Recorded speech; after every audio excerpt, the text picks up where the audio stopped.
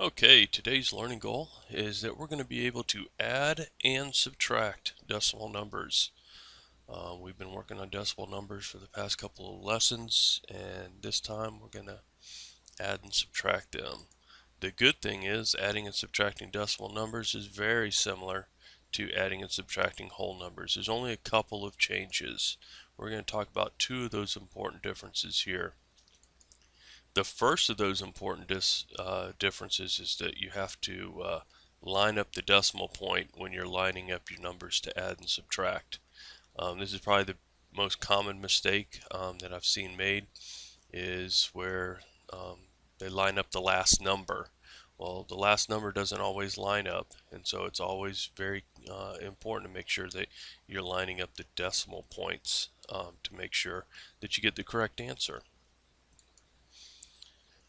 The second important difference is that if you're missing a place value, or if you're missing a digit in a certain place value that's to the right of the decimal, we're going to fill that in with a placeholder 0.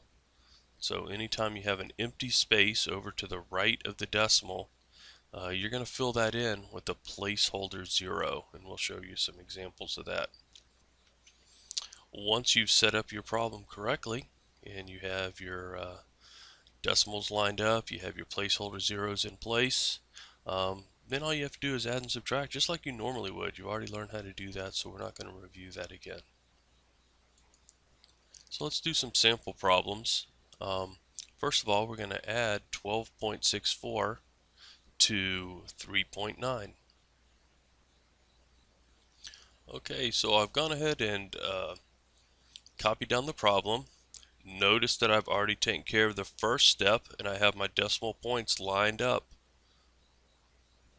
The second step is to look for any empty spaces to the right of the decimal, and I say I have an empty space here, and I'm going to fill that in with the placeholder 0. Now that I have the first two steps that are different taken care of, I'm going to go ahead and add just like I normally would. So 4 plus 0 is 0, 6 plus 9 is 15, carry my 1, 1 plus 2 plus 3 is 6, and then 1 plus nothing is 1. And then I put my decimal point in the exact same place when I finish adding. So the answer to 12.64 plus 3.90 or 3.9 is 16.54. And so we check our answer and we are correct. Let's go ahead and do another sample problem. This time we're going to do subtraction. We're going to subtract 8.65 minus 6.935. Okay, so we've gone ahead and copied the problem down. In this particular case, we're going to subtract.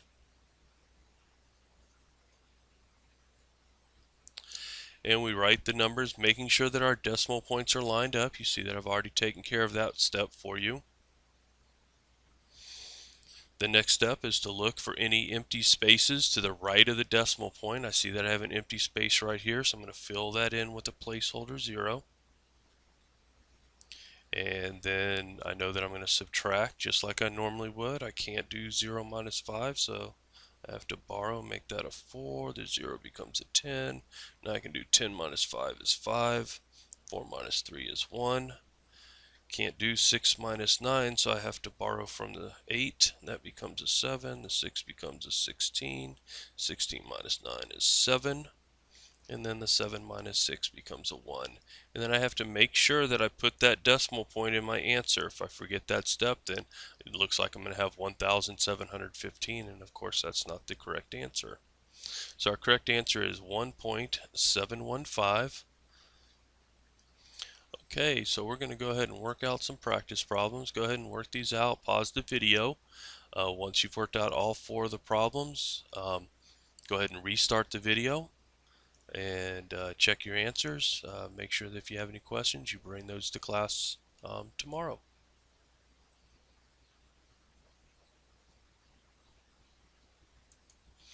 Alright, so here are the answers to our practice problems. Please check them. Any questions, please bring them to class tomorrow. and have a great rest of your evening.